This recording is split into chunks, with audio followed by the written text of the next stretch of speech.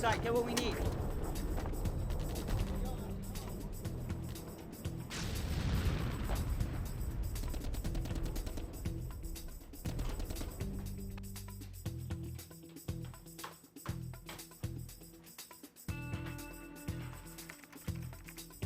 And this is this week's Classic Classic.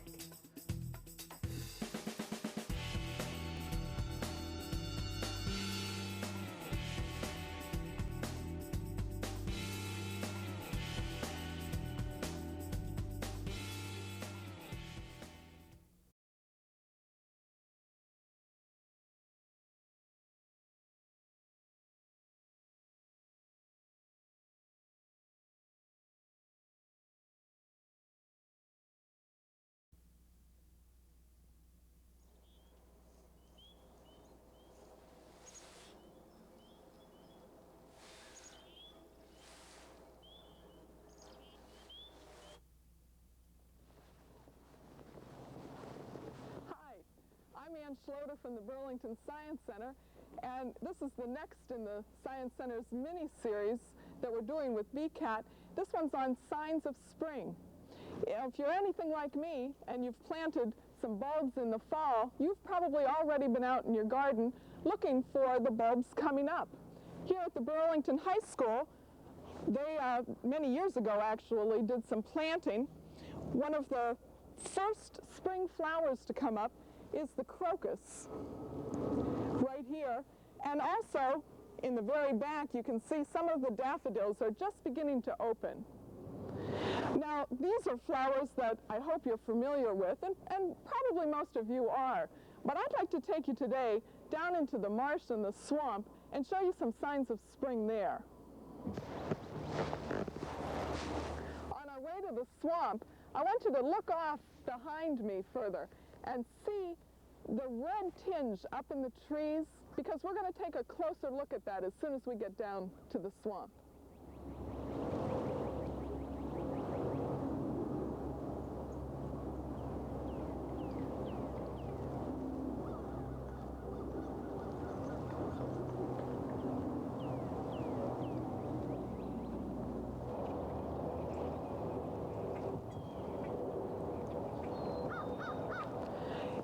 Red that we were looking at from afar, it's actually the flowers of the red maple tree. Now red maple is one of the most common trees in Burlington because it's a tree that loves to grow in places where it can get its feet wet.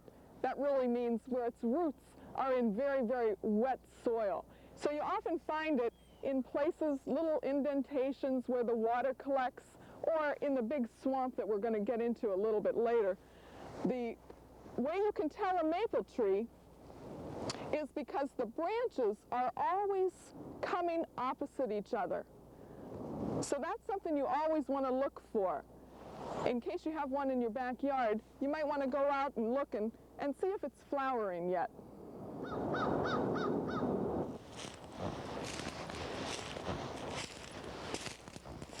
Now my very favorite plant to look for in the spring, and one that really seems to do its thing before the others, is this one.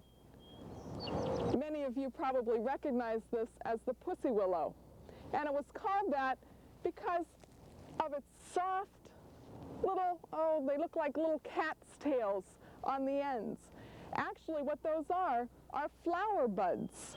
These eventually, and some of these you can see, are just beginning to turn yellow with the flowers that are coming out. Many other different trees have these same type of flower buds. They have a special name though. It's called the catkins. Now an easy way to remember that, especially on the pussy willow, you think of the pussy, which of course is a cat, and if you have a lot of different cats, you might say that they were all kin, which is basically a relative. So you put it together and you get catkins. An easy way to remember the flower buds of the pussy willow plant. Now just like the red maple, the pussy willow is one of those plants that love to get its feet wet. So you often find it growing in the swamp or right on the edges of a marsh not directly in the water, but just on the fringe, so that its roots are constantly in the water.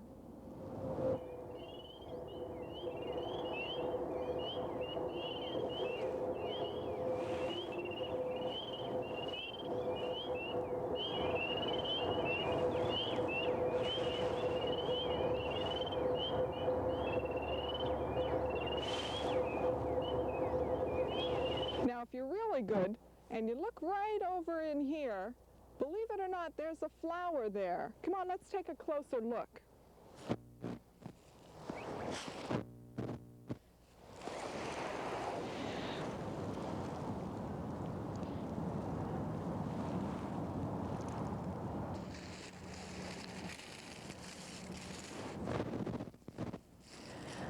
This is one of the first flowering plants to come up. And right now, all you can see is the flower itself. A little bit later on, the leaves will start to grow. And when they develop, they get to be 2 to 3 feet tall. So if we were to come back a few weeks later, this whole area would be filled with these giant green leaves.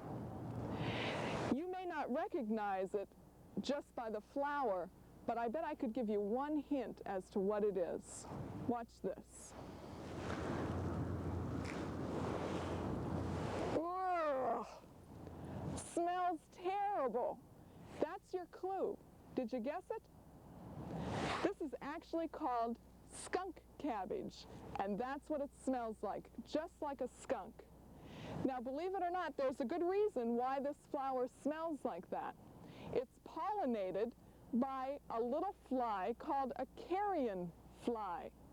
Carrion simply means a dead animal, and the fly is named after that.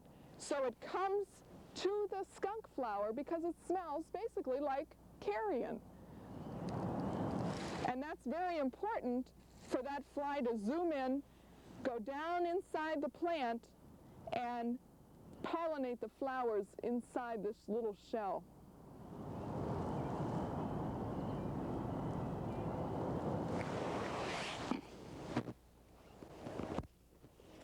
Let's see what else we can find.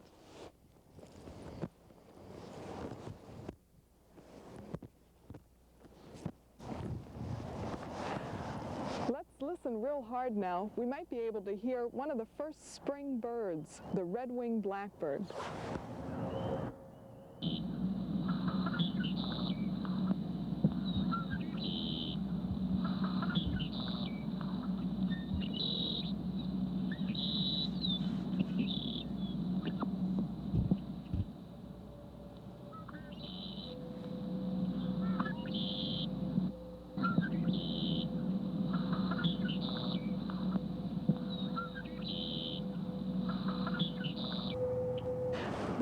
Blackbirds arrived this year on March 14th. At least that was the first day that I saw them here. They're always come here every spring, and they nest right here in these plants, which you might recognize as cattails. They actually, not only do they put their nests in them, but they use some of the reeds in their nesting. All of the ones that we can see here are the males. The females are a real kind of a drab brown color. That's because she doesn't want anyone to be able to find her when she's sitting on the nest. The males, however, have bright red patches on their shoulders so that they can let everyone know that they're here and this is their territory and place to be.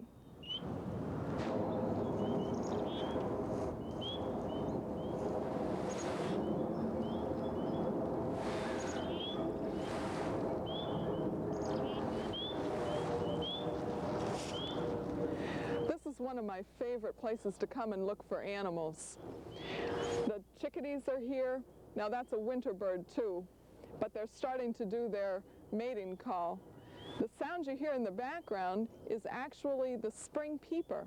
That's a little, very small tree frog, and they're doing their mating call now also. One of the fun things to find here, though, are the turtles. They love to sun themselves on the logs out here. I have one turtle that sometimes you can find here at this particular marsh. we keep this one actually in the Science Center, and its name, again, is very easy to remember.